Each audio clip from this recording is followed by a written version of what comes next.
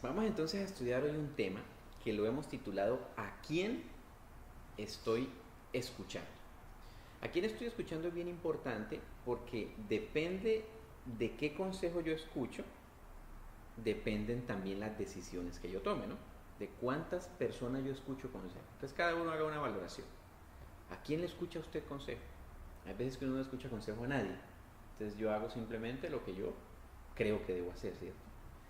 Hay veces que yo le escucho el consejo a Dios. Yo le pregunto a Dios que me diga qué hago.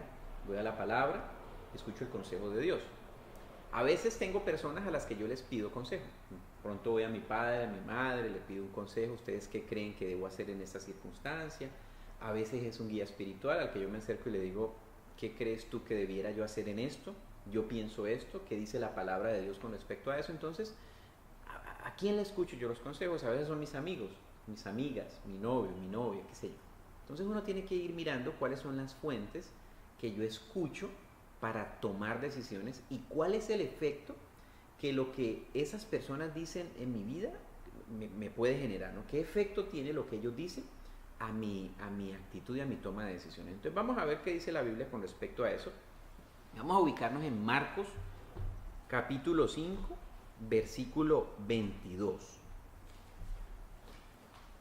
Vamos a leer del 22 al 42. Vamos a ver aquí un ejemplo bien interesante acerca de Marcos. Marcos capítulo 5, versículo 22.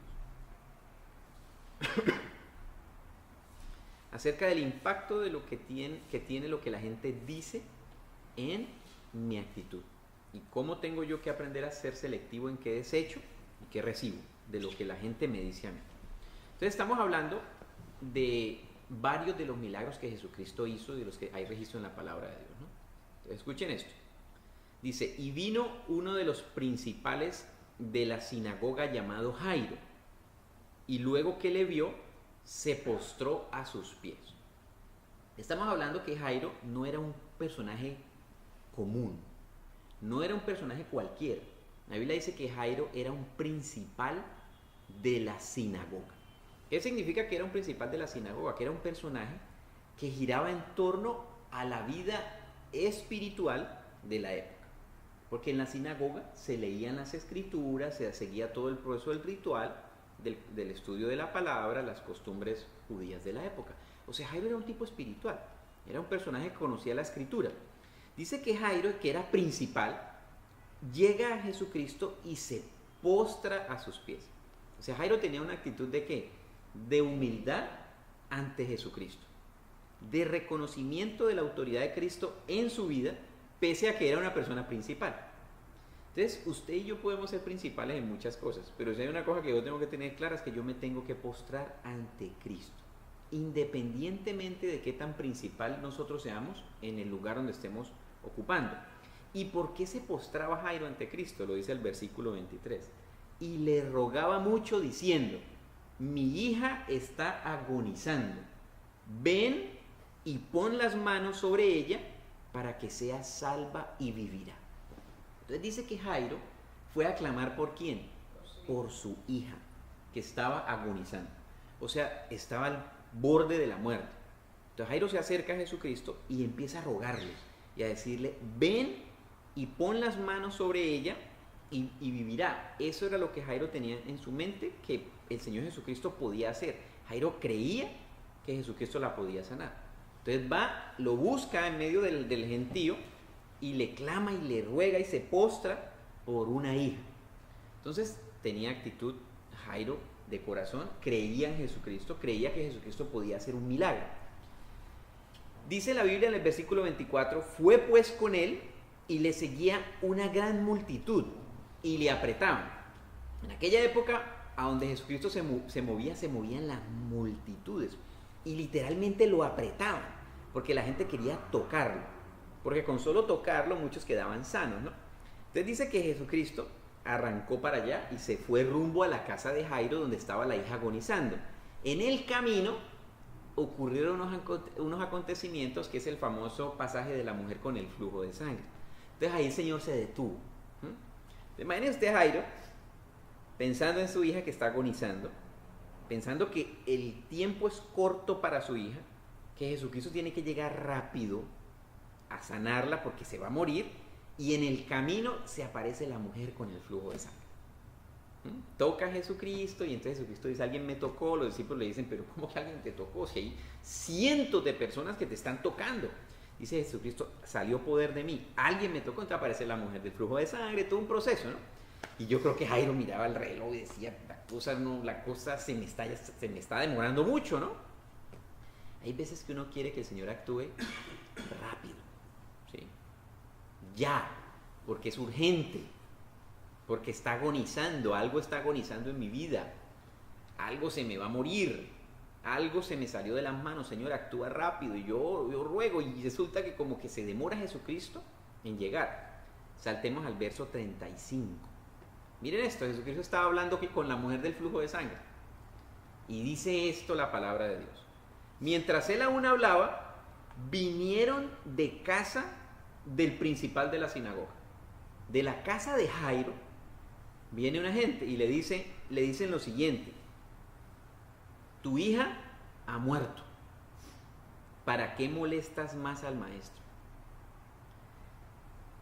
¿Quién le ha podido decir eso a Jairo? Tiene que haber sido alguien de mucha confianza, ¿no? O sea, no podía ser un sirviente que le dijera, hermano, deje de molestar al maestro. Si Jairo era una persona importante, un principal, era quizás un familiar, era un ser querido, era alguien de su casa. La Biblia no dice quién era, pero dice que alguien de su casa vino y le dijo, mire, su hija ya se murió, ya no moleste más al Señor, ya no hay nada que hacer ahí, ya déjelo, ya se murió. Entonces fíjese lo interesante de este proceso. ¿Quién le dijo eso? Alguien de su casa.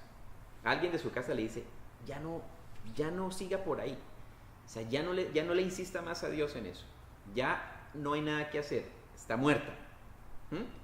Alguien ha llegado, insisto en eso, a alguien cercano, a alguien que lo conocía, a alguien que lo amaba, a alguien de su círculo familiar cercano o amistoso cercano. Mire esto tan interesante. Pero Jesús oyó lo que decían, ¿sí?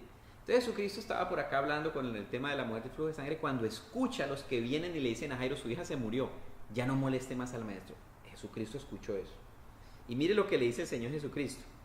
Jesucristo dijo a Jairo, no temas, cree solamente. Entonces Jesucristo se voltea a Jairo y le dice, no temas, Jairo, cree solamente. Lo que le estaban diciendo sus familiares o lo que sea, le estaba generando a Jairo, ¿qué? Temor y duda. Porque Jesucristo atacó directamente lo que estaba generándose en el corazón de Jairo en ese momento. Cuando Jairo escucha esas palabras, su hija se murió, no moleste más al maestro, empezó a haber temor en su corazón y empezó a dudar de todo lo que él había venido a clamar a Jesucristo. Se le derrumbó todo lo que él había venido a clamar. Y de inmediato Jesucristo actúa y le dice, no temas, Jairo, cree solamente. O sea, de inmediato el Señor Jesucristo le dijo, no pierdas el foco, Jairo, no escuches lo que te están diciendo, no creas lo que te están diciendo, no pierdas la fe. Entonces, ¿a quién estoy yo escuchando que me puede estar haciendo perder la fe? Que me puede estar generando temor, ¿sí? Escucho cosas que me generan temor, y a veces uno, sin planearlo, le dice cosas a sus seres queridos que le generan temores.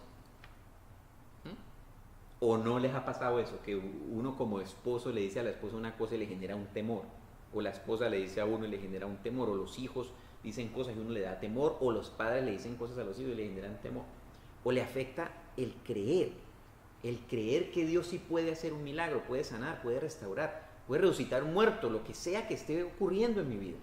Entonces es fundamental esta frase de Jesucristo, no temas, cree solamente. Ya había muerto. Dice versículo 37 de Marcos 5, y no permitió que le siguiese nadie, sino Pedro, Jacobo y Juan, hermano de Jacobo. Entonces Jesucristo dijo, vamos para allá. Detiene a todo el que estaba ahí y dice, Pedro, Jacobo y Juan van conmigo. Y obviamente Jairo, ¿no? Y se van rumbo allá donde estaba la circunstancia adversa, la niña muerta. Dice el verso 38, y vino a casa del principal de la sinagoga y vio el alboroto y a los que lloraban y lamentaban mucho. Entonces en la escena de la muerte habían básicamente pues una cosa bastante típica de una muerte, ¿no? Dice que había gente haciendo alboroto, había gente llorando y lamentándose. Había esos tres tipos de personas. Unos que hacían alboroto, otros que lloraban y otros que se lamentaban del asunto. Entonces Jesucristo llega a ese ambiente con Jairo. Imaginen cómo se sentiría Jairo, ¿no? Él fue a buscar la solución, llegó tarde y ya la situación era caótica en la familia, la situación era crítica en la familia. Y entrando Jesús les dijo: ¿por qué alborotáis y lloráis? La niña no está muerta, sino duerme. Entonces Jesucristo corta la escena diciendo: dejen el alboroto y el llanto, dejen de quejarse, dejen de llorar, dejen de hacer alboroto. Esa niña no está muerta, ella duerme. Y el verso 40 dice algo interesante: y se burlaban de él. Aquí entran otros personajes que son ¿quiénes? Los burladores, los que se burlan de la palabra de Dios. Porque Jesucristo dijo una palabra, ¿cierto? ¿Qué palabra dijo? La niña no está muerta, la niña duerme. Y se levantó un grupo de burlones. Mire, si hay una cosa de la que yo me tengo que cuidar, es de burlarme de la palabra de Dios. ¿Sí? Es de burlarme de lo que Dios dice en su palabra. Es de burlarme de lo que Cristo dice, de lo que Cristo puede hacer, de lo que otra persona cree que Cristo puede hacer en su vida. Eso es una cosa que yo tengo que huir de eso. Y si uno tiene ese sentimiento burlón, lo tengo que echar fuera, lo tengo que reprender, lo tengo que arrojar fuera de mi vida. Y dice lo siguiente: después de que se burlan de él, ocurre algo fundamental. Dice Jesucristo: mas él, echando fuera a todos, tomó al padre y a la madre de la niña y a los que estaban con él y entró donde estaba la niña. Volvamos a la escena. Los que lloran, los que gritan, los que hacen alboroto y los burlones. Y la niña muerta ya. Ninguno de estos estaba siendo útil en ningún sentido para la familia. Estaban haciendo todo menos ser útiles a la familia. Entonces Jesucristo, ¿en quién se concentra? En los que tenían autoridad sobre la niña, el papá, la mamá, y en los que venían con él, Pedro, Jacobo y Juan, que él los estaba entrenando a ellos, sus discípulos. Al resto de gente los echó fuera. Echó fuera los burlones de su casa, de esa casa. Echó fuera a los que se quejaban. Echó fuera a los que lloraban. Echó fuera a los que hacían alboroto. Yo de mi vida tengo que echar fuera el alboroto. Tengo que echar fuera la queja. Tengo que echar fuera la lloradera, la chilladera. Tengo que echar fuera la burla si quiero ver milagros en mi vida. ¿Sí? Ese es el símil, esa es la comparación. Espérate, los que se quejan, los que lloran, los que se burlan y los que hacen alboroto. ¿Sí? En ese ambiente era gente. En mi vida yo tengo que sacar esas actitudes de mi vida. ¿Será que yo tengo actitud de lloro y lloro y lloro y lloro y lloro y queja y hago alboroto, ¿sí? Tengo que sacarlo. Y me burlo, tengo que echarlo fuera. Si no, no voy a ver milagros en mi vida. Porque esas cosas son un impedimento para ver los milagros. Jesucristo dice que los echó fuera. Los corrió de la casa, los echó fuera. Y se concentró en el papá y en la mamá y en Pedro, Jacobo y Juan. Y dice la Biblia que entra donde está la niña, muerta, y en el verso 41 dice: y tomando la mano de la niña. O sea, usted imagínense esto para el papá y la mamá de la niña, ¿no? El Señor Jesucristo le toma la mano a la niña que ya está muerta. Y su padre y su madre viendo eso ahí, le toma la mano y le dice: Talita Kumi, que traducido es: niña, a ti te digo, levántate. ¿Sí? Y la niña se levantó y andaba, pues tenía 12 años. Y se espantaron grandemente. ¿Quiénes se espantaron? Los papás. Y el Pedro, Jacobo y Juan, yo creo que también, porque dice se espantaron. O sea, todo el mundo le generó eso un espanto tremendo. O sea, imagínense usted ver resucitar a un muerto. Yo no lo he visto todavía. Yo lo voy a ver en el nombre de Cristo. Yo lo voy a ver. Yo le oro al Señor eso. Yo voy a ver un muerto resucitar. Algún día lo voy a ver. Pero ya verá el Señor cuándo me lo permitirá verlo. Pero lo tremendo es que para poder ver un milagro de ese calibre, tuvo que echar fuera, insisto, a los que alborotan, a los que se burlan, a los que chillan y lloran y a los que se lamentan. Entonces yo tengo que sacar de mi vida esas cosas si yo quiero ver esos milagros en mi vida. Y si yo estoy rodeado de ese tipo de gente, yo tengo que empezar a sacudírmelos. Tengo que empezar a quitármelos de encima, tengo que empezar a escabullirme de ellos, porque no va a ser personas que estén en un ambiente donde yo vea milagros como estos, que resuciten cosas en mi vida que ya murieron, anhelos en mi vida que murieron, relaciones familiares, emocionales, sentimentales, cosas que han muerto en nuestra vida, personas en que nosotros conocemos y que uno dice, esta persona está mal. Dios puede resucitar aquella cosa que está mal en esa persona, pero nosotros tenemos que estar seguros de que estamos rodeados de la gente correcta para ver esos milagros. Y el Señor Jesucristo se rodeó de la gente correcta, los que tenían autoridad sobre esa niña y sus discípulos a los que Él estaba entrenando. Entonces, fundamental aquí en el tema que estamos estudiando, de a quién debo escuchar. Jairo no podía escuchar los que le llevaron esa noticia de parte de su casa. Si los hubiera escuchado a ellos, el temor lo había invadido y la fe que tenía en Jesucristo se hubiera opacado. Si hubiera él escuchado lo que le decía a esa gente, si hubiera escuchado a los que se lamentaban, lloraban y alborotaban, su vida se iba a angustiar más, y él iba a entrar en ¿qué? En lo mismo. Porque si hay una cosa que angustia a una persona, es ver gente que llora, que se angustia y que se lamenta. Una de las cosas cuando falleció mi padre, que nosotros en familia tomamos como decisión, fue que el ataúd, el féretro, estuviese cerrado todo el tiempo. Durante el tiempo que tiene que estar la persona muerta en alguna sala de velación, nosotros decidimos que iba a estar cerrado y se le puso una cinta que se amarraba para que nadie lo pudiese abrir. ¿Por qué? Porque es común que la gente ve y empieza a llorar, y ahí se hacen ahí con el féretro y empiezan a decir una cantidad de cosas absurdas que son del corazón y que salen en un momento como este, que es el alboroto, el lloro y el lamento.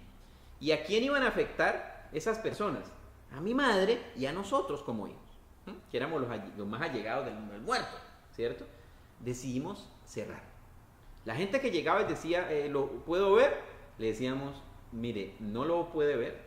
Le sugerimos que usted recuerde la última vez que lo vio cuando estaba vivo. Ese es el único recuerdo que nosotros queremos que usted tenga de él. Ya el que está ahí, ya murió, ¿sí? Entonces recuerde lo que vivió con él, lo que conoció de él, y ya quédese con eso, ¿no? Y el tiempo fue de mucha paz, mucha tranquilidad. De cuando en cuando hacíamos una oración, le pedíamos al Señor que trajera paz, invitábamos a la gente a recibir a Cristo. Fue un proceso muy evangelístico, un proceso muy pacífico y un ambiente muy espiritual, que había podido ser de alboroto, de llanto y de lamento. Pero uno tiene que tomar esas decisiones, no permitimos que eso ocurriera en nuestra vida. Entonces, fundamental, ¿a quién estoy escuchando? Y vuelvo y les digo, los que llegaron a llevar la noticia a Jairo, ¿quiénes eran? Los más allegados. Muchas veces los más allegados a mí son los que me hacen a mí el efecto de temor y de no creer.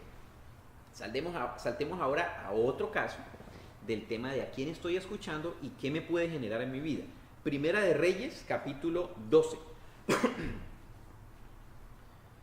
Primera de Reyes, capítulo 12, versículo 1. Vamos a leer ahí. ¿Cuál era el contexto histórico de Primera de Reyes 12, 1? Salomón, el rey, había muerto. Entonces, siempre que muere el rey, pues obviamente sucede al rey su hijo, ¿no? En el reinado. Entonces, Roboán fue el hijo que quedó como sucesor del trono. Vamos a ver qué pasó con Roboán. De Salomón, sí, Primera de Reyes 12, 1. Vamos a ver a quién escuchó Roboán, vamos a ver qué consejo pidió Roboán. Dice la Biblia, Primera de Reyes 12, 1. Roboán fue a Siquem, porque todo Israel había venido a Siquem para hacerle rey. Todo Israel viene para nombrarlo rey, como ocurría pues en la época. Y aconteció que cuando lo oyó Jeroboam, hijo de Nabat, que aún estaba en Egipto, a donde había huido de delante del rey Salomón y habitaba en Egipto, enviaron a llamarla. Vino pues Jeroboam y toda la congregación de Israel y hablaron a Roboam diciendo. Entonces, ¿qué ocurre? Jeroboam había huido tiempo atrás a Egipto con temor de que Salomón le diera muerte. Porque Jeroboam era una persona que anhelaba también gobernar, anhelaba reinar. Y la gente lo seguía, tenía sus seguidores, entonces Salomón dijo, a este me lo tengo que quitar de encima. A Jeroboam le dio temor y huyó a Egipto.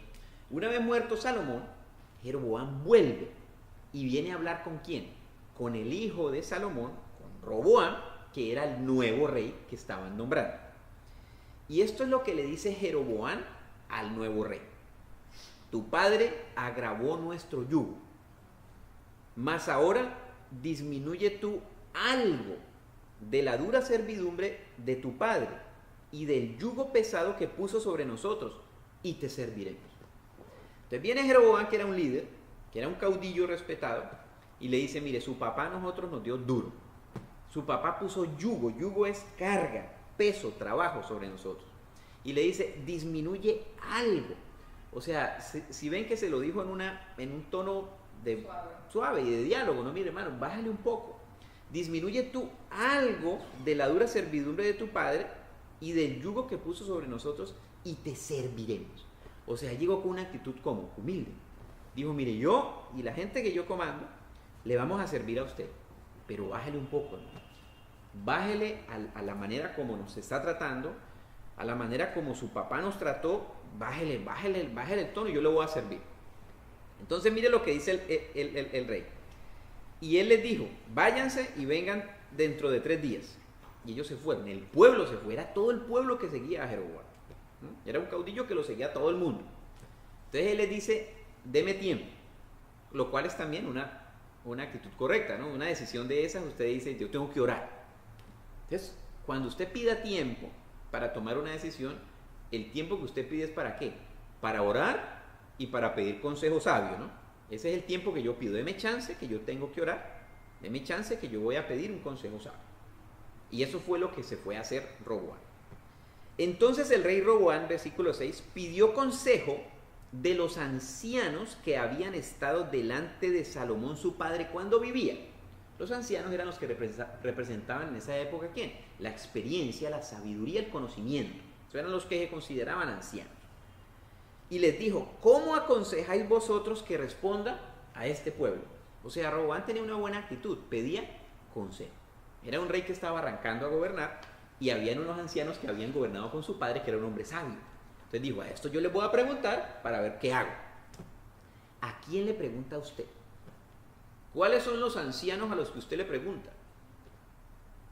¿Le pregunta usted algo a alguien? Si no, es necesario que yo empiece a preguntarle a los ancianos. Y los ancianos no son los que tienen canas. Los ancianos son aquellas personas que Dios me dice que les pregunte. Me rodea de personas a las que yo les debo preguntar. Esa es la actitud. ¿Y quién era este? Era el rey. O sea, no era el sirviente, no era el que acarreaba el agua. El rey. Independiente de qué cargo usted tenga, usted necesita el consejo sabio. Usted necesita rodearse de un consejo de ancianos que le lleve a usted a tomar decisiones sabias. Y mire lo que le contestaron los ancianos a Roboam. Y ellos le hablaron diciendo, si tú fueres hoy siervo de este pueblo y los sirvieres y respondiéndoles buenas palabras les hablares, ellos te servirán para siempre. ¿Qué le dijeron los ancianos? Sírvales. Usted es el rey, pero sírvales. ¿Qué significa servirle yo a alguien? Ser útil a las personas. Ellos le dijeron, mire, usted necesita ser útil en las vidas de estas personas. Que sea un rey que les sirva, que los ayude en sus necesidades y que les responda buenas palabras y les hable.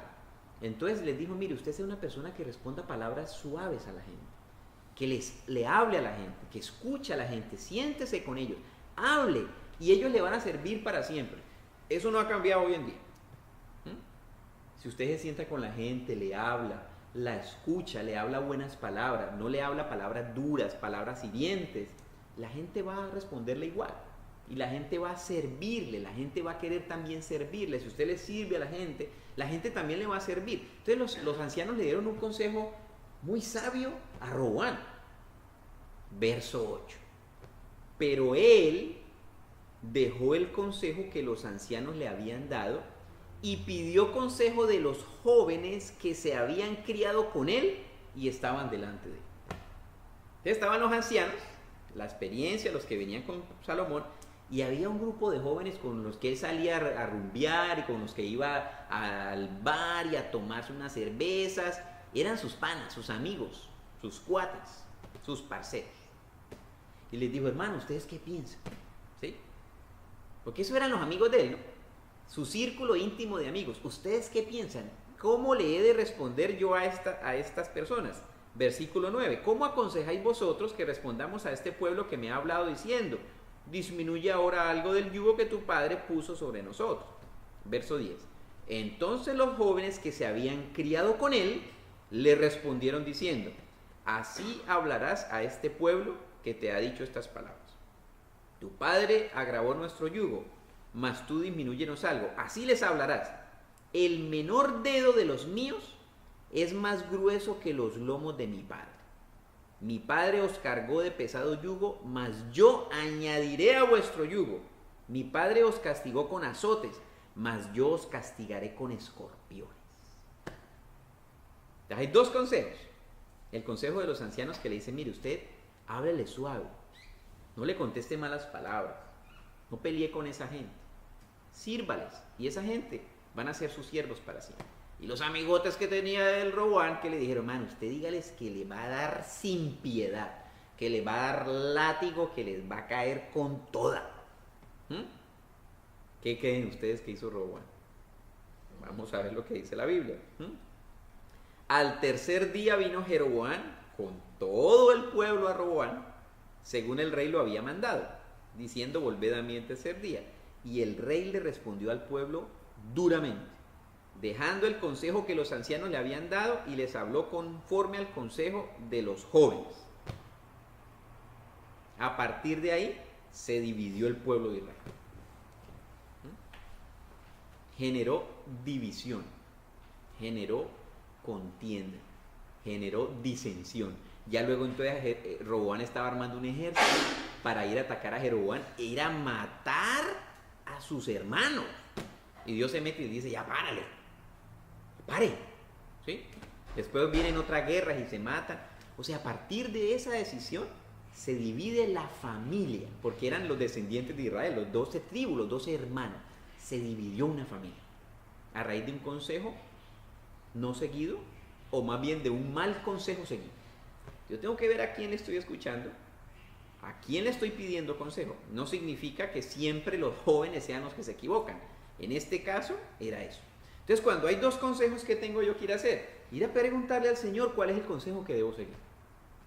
Señor, los ancianos dicen esto, los jóvenes dicen esto, ¿tú qué dices? El Señor le hubiera dicho, mire, diga lo que hagan los ancianos. Roboán no fue ni siquiera a consultar a Dios. Entonces, siempre que usted consulte a los seres humanos, consulte también a Dios, consulte la palabra de Dios, de modo que si hay alguna duda, usted sepa cuál es la decisión sabia que tiene que tomar.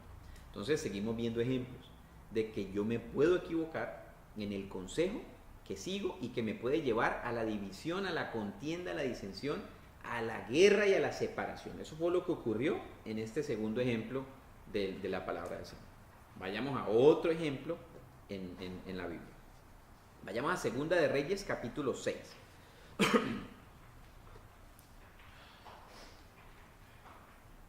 Segunda de Reyes, capítulo 6, versículo 8.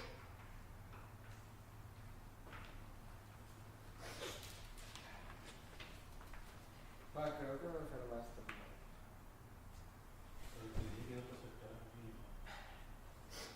Segunda de Reyes. Capítulo 6, verso 8. El rey de Siria estaba en guerra contra Israel. Eso. Entonces miren eso tan interesante. El rey de Siria, dice la Biblia, tenía guerra contra Israel. Y fíjense una cosa tan interesante. Estamos hablando, escucha, miles de años atrás. Hoy en día, ¿qué ocurre allá en el Medio Oriente? Hay guerra entre Siria e Israel. Continuamente lanzan rockets desde Siria a Israel, de ahí en las alturas del Golán, que ustedes subieron al Monte Hermón, que se ve Siria. Ahí está el ejército full, hay tanques y todas esas cosas, porque continuamente hay guerra. La situación no ha cambiado para nada. La misma cosa es hoy como era en aquella época. Dice, tenía el rey de Siria guerra contra Israel y consultando a sus siervos, dijo, en tal y tal lugar estará mi campamento. Entonces el rey de Siria, que tenía unos consejeros militares, se reúne con ellos y dice, ¿dónde vamos a poner el campamento para atacar a Israel? Y los estrategas militares dicen, vamos a ponerlo aquí, ¿sí? En un sitio estratégico militarmente para atacar a Israel. Verso 9. Y el varón de Dios envió a decir al rey de Israel, mira que no pases por tal lugar, porque los sirios van allí. Entonces Dios le habla a un varón de Dios que estaba en Israel, y le dice el lugar donde los sirios habían planeado ubicarse para atacar a Israel. Entonces el varón de Dios va y le dice al rey de Israel, mire, en tal sitio, en tales coordenadas, el ejército sirio va a ponerse ahí. No se meta por ahí, porque por ahí si se mete, lo van a atacar. Verso 10. Entonces el rey de Israel envió a aquel lugar al cual el varón de Dios le había dicho, y así lo hizo una y otra vez con el fin de cuidarse. Entonces, ¿qué hacía el rey de Israel? Mandaba a sus espías que miraran y decían, sí, ahí están los sirios. Entonces no se metían por allí. Entonces el rey de Israel seguía el consejo ¿de quién? Del varón de Dios. El varón de Dios no era ningún estratega militar, no era ningún general del ejército, no sabía de guerra militar, no sabía nada de eso, pero escuchaba la voz de Dios. Y el rey, que era sabio, ¿qué hacía? Escuchaba al varón de Dios. Entonces, si yo pretendo escuchar a la gente que tiene experiencia en el campo en el cual yo estoy pidiendo el consejo, quizás me voy a equivocar. Yo lo que tengo que garantizar es que le pida consejo a una persona que escucha la voz de Dios, ¿sí? Que oye la voz de Dios, y esa persona de seguro me va a dar un consejo sabio, así no sepa del tópico en específico del cual yo estoy preguntando, ¿sí? Porque para eso está la palabra de Dios, que es el estándar, que es el manual de donde esa persona me va a mí a guiar y me va a decir qué es lo que dice la Biblia con respecto a esas circunstancias. Entonces el rey de Israel era un personaje que seguía consejo sabio del varón de Dios. Digamos adelante. Verso 11. Y el corazón del rey de Siria se turbó por esto, y llamando a sus siervos les dijo, ¿no me declararéis vosotros quién de los nuestros es del rey de Israel?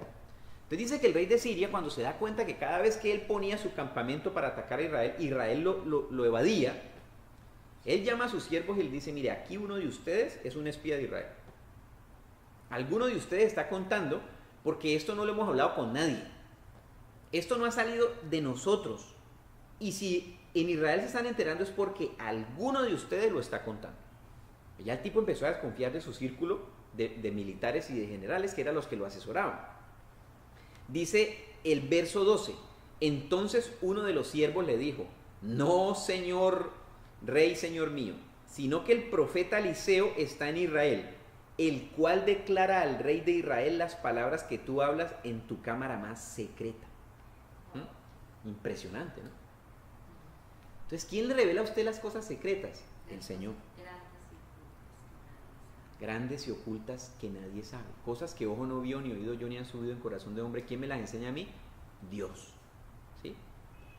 Entonces el siervo le dice, mire, usted puede hablar en su cámara más secreta, un secreto, ¿y quién se lo va a decir al varón de Dios? Dios mismo se lo va a decir.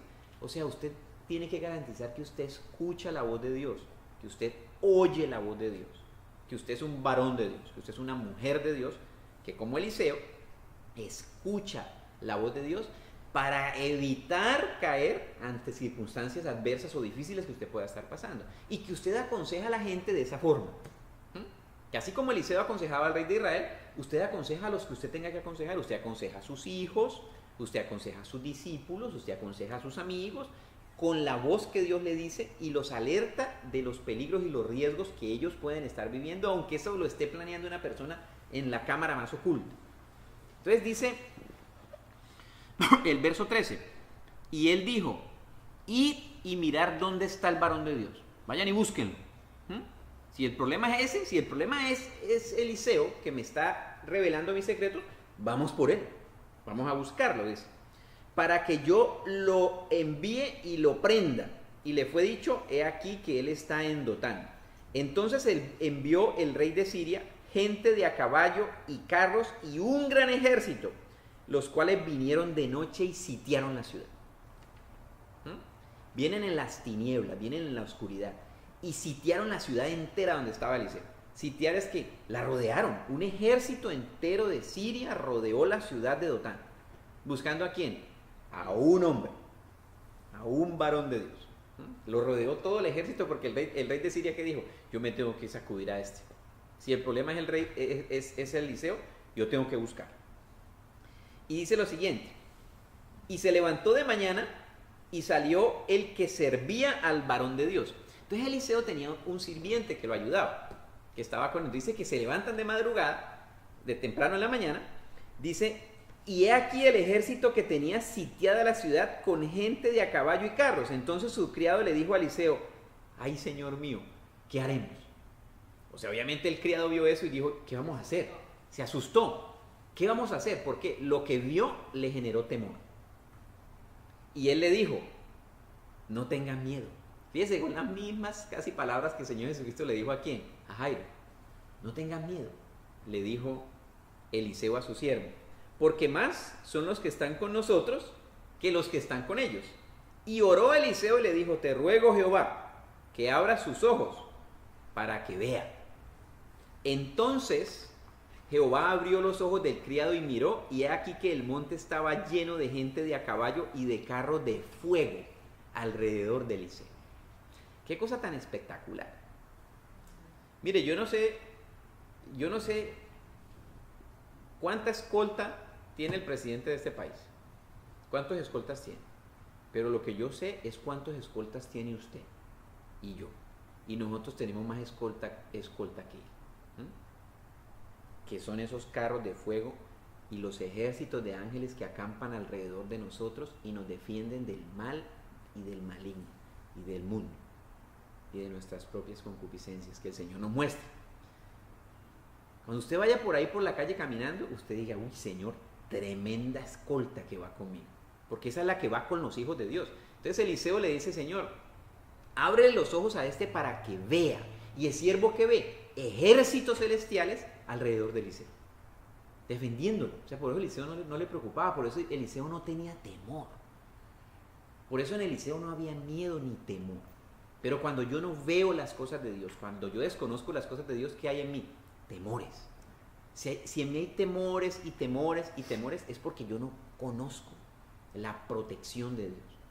Que yo no conozco que alrededor mío está el Señor y sus ejércitos defendiéndome. Yo necesito aprender a conocer las cosas de Dios.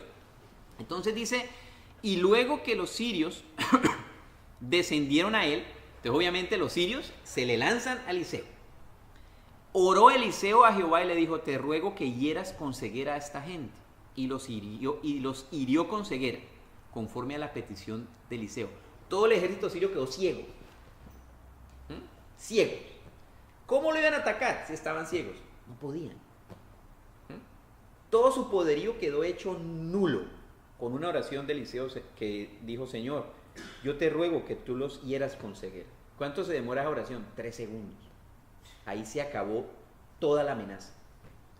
Todo riesgo para Eliseo se terminó en una oración simple y sencilla de un varón de Dios que conocía a Dios, conocía el poder de Dios, conocía la autoridad de Dios.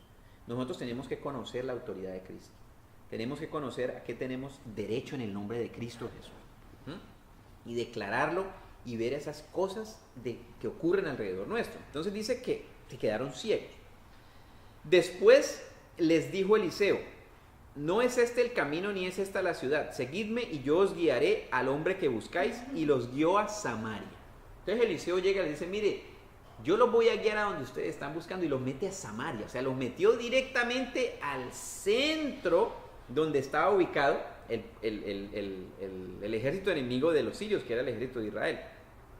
Y cuando llegaron a Samaria, dijo Eliseo, Jehová, abre los ojos de estos para que vean. Y Jehová abrió sus ojos y miraron y se hallaban en medio de Samaria. ¿Rodeados de quién? Del ejército de Israel. Del ejército enemigo. Y mire esto tan espectacular. Los puso en la mitad del ejército. No, en la mitad del ejército israelí, porque en esa época en Samaria era donde estaba el rey gobernando, ¿no? Entonces gobernaba y tenía obviamente su ejército, que era el que peleaba continuamente con los sirios. Básicamente lo llevó a lo que podríamos llamar la boca del lobo, en medio de su ejército enemigo, ¿no? Entonces, pero mire la actitud del rey de Israel tan interesante. Cuando el rey de Israel los hubo visto, le dijo a Eliseo: mire esto tan espectacular, los mataré, padre mío. Es una cosa fantástica, ¿sí? El rey de Israel le dice a Eliseo, quien era su consejero, lo llamaba padre mío. O sea, es una actitud muy bonita de pedir consejo, ¿no? De cómo le debo yo recibir un consejo a una persona de estas, como si fuera mi papá. Y era lo que él le decía a Eliseo: los mataré, padre mío. ¿Sí? Ahí los tenía ahí. Eliseo se lo llevó ahí. Y él estaba con todo su ejército. ¿Qué había podido hacer el rey de Israel? Matarlos de una y quitarse el problema ya. No, señor. ¿Él qué hizo? Pidió consejo. Aún de lo evidente, aún de lo obvio, pedía consejo. Porque no quería equivocarse. No de cosas por hecho, no asuma cosas que son obvias. Pida consejo sabio, pida consejo del Señor, pida consejo de sus líderes, sus pastores, lo que sea. Gente que sean varones y mujeres de Dios, que le dan a usted un consejo sabio. Los mataré, padre mío. Él le respondió: no los mates. ¿Matarías tú a los que tomaste cautivos con tu espada y con tu arco? Le pregunta Eliseo: pon delante de ellos pan y agua para que coman y beban y vuelvan a sus señores. Entonces se les preparó una gran comida. Y cuando habían comido y bebido, los envió y ellos volvieron a su señor. Escuchen esto. Y nunca más vinieron bandas armadas de Siria a tierra de Israel. Miremos el consejo anterior de Roboam, que le dijo a Jeroboam: mire, yo les voy a caer con toda, sin misericordia y piedad, que generó contienda, división, guerra, muerte. Habiendo podido matar, ¿qué dio? Alimento, banquete, sirvió. Les sirvió a esos enemigos. ¿Y qué ocurrió? Nunca volvieron más a atacar. Se acabó la contienda, la división, siguiendo un consejo sabio y sirviéndole a sus enemigos. Y dándoles a los que le querían quitar. Y enseñándoles con amor y con humildad a las personas que le querían hacer daño, que él no estaba interesado en batallar y en mantener una guerra. ¿Guiado por quién? Por un hombre de Dios, que no sabía de guerras, que no sabía de ejército, que no sabía de batallas, que no sabía de armas, pero escuchaba la voz de Dios. Entonces, necesitamos estar seguros de que nosotros sabemos escuchar la voz de Dios. Si yo no la escucho, todavía estoy en ese proceso de aprender a escuchar la voz de Dios. Tengo que ir pidiendo consejo sabio a personas que me guíen, que me aconsejen.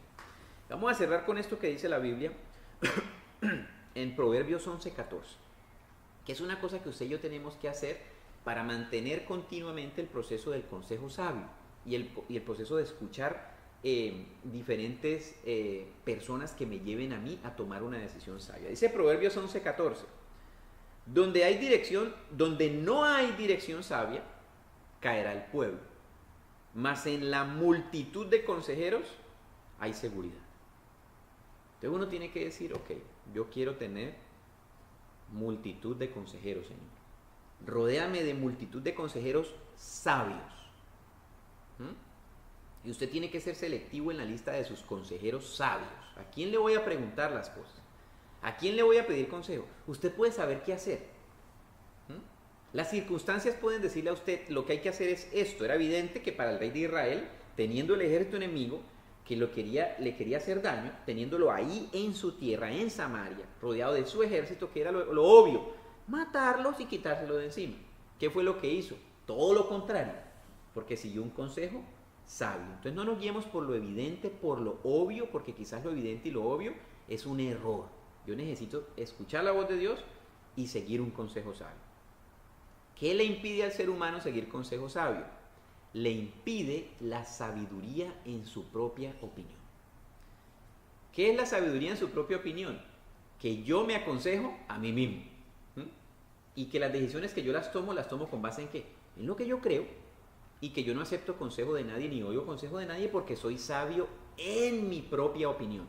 Entonces no necesito pedirle consejo a nadie porque yo soy la excepción a la regla. Todo el mundo necesita consejo, pero yo no. Si nosotros tenemos esa actitud, estamos dentro de la categoría de personas sabias en su propia opinión. ¿Qué dice la Biblia con respecto al sabio en su propia opinión? Proverbios 21:2. Dice, todo camino del hombre es recto en su propia opinión, pero Jehová pesa los corazones. Básicamente está diciendo, mire, usted puede creer que usted es recto y hace todo lo correcto y usted nunca se equivoca, pero más vale que usted presente su corazón delante de Dios, que el Señor lo pese, a ver si sí usted está en lo correcto o no, ¿verdad? Entonces tenemos que estar clamándole al Señor de que nos guarde de la sabiduría en nuestra propia opinión, que nos capacite para seleccionar el consejo sabio, empezando por el consejo de Dios y su palabra a través del Espíritu Santo, en una vida de continua oración, búsqueda devocional y estudio de la palabra disciplinada. Y aparte de eso, de las personas que Dios me ha puesto y me rodea, que conocen la palabra de Dios, que son hombres y mujeres de Dios, que escuchan la voz de Dios, a los cuales yo me acerco y les pregunto, ¿qué creen ustedes que haya que hacer? ¿Qué dice la Biblia con respecto a eso? Y yo empiezo a agarrar una información. ¿Oramos? Amado Señor, te damos gracias. Tú nos has permitido reunirnos en esta noche alrededor de tu palabra, Dios bendito. Nosotros queremos en esta noche ponernos delante de ti, Señor Jesucristo, y pedirte que tú nos rodees de consejeros sabios. Porque en la multitud de consejeros sabios, Señor bendito, hay seguridad. Cuando escasea el consejo, Señor bendito, se toman malas decisiones, dice tu palabra. Se toman decisiones equivocadas, hay errores, Señor bendito. Nosotros queremos pedirte que nos libres de la sabiduría en nuestra propia opinión, de creer que nosotros somos sabios y que somos rectos en nuestra propia opinión. Por eso nosotros presentamos nuestro corazón delante de ti en esta noche, para que tú lo peses, para que tú lo examines y para que tú nos digas si hay camino de rectitud o no en nosotros, y nosotros nos encaminemos por caminos de rectitud y de santidad. En esta noche, en el nombre de Jesucristo, Dios, te clamamos que nos capacites para tener un corazón humilde, de escuchar a las demás personas, escuchar sus opiniones, escuchar lo que piensan, escuchar la manera como ellos solucionarían un problema, de modo que nosotros, por tu Santo Espíritu, sepamos, Señor, obtener todos esos consejos sabios y tomar las decisiones sabias que traerán resultados fantásticos en nuestra vida. Y que la palabra de las personas que nos rodean, quizás nuestros seres queridos, más amados, más cercanos, no nos genere ningún temor ni ninguna duda. Que nosotros echemos fuera de nuestra vida el temor, la duda, la queja, el llanto, el alboroto, para centrarnos en tu palabra, Señor Jesucristo. No temas, solo cree. Que en el nombre de Cristo Jesús nosotros echemos fuera el temor y solamente creamos tu palabra, que es viva y eficaz. Tu palabra que se cumple, Señor, porque cielo y tierra pasará, pero tu palabra no pasará. Porque la hierba se seca, la flor se marchita, pero tu palabra permanece para siempre, Señor. Que nosotros seamos personas que permanezcamos en tu palabra, dependamos de tu palabra, Señor. Escuchemos la voz de tu palabra. Y que nosotros, Señor bendito, como está escrito, escuchemos, Señor, tu voz claramente, aún lo que las personas hablan en su cámara más secreta y traman en contra de nosotros, las personas o los principados, potestades y gobernadores de las tinieblas contra los cuales tenemos lucha, dice tu palabra, pero tú ya los has vencido y derrotado.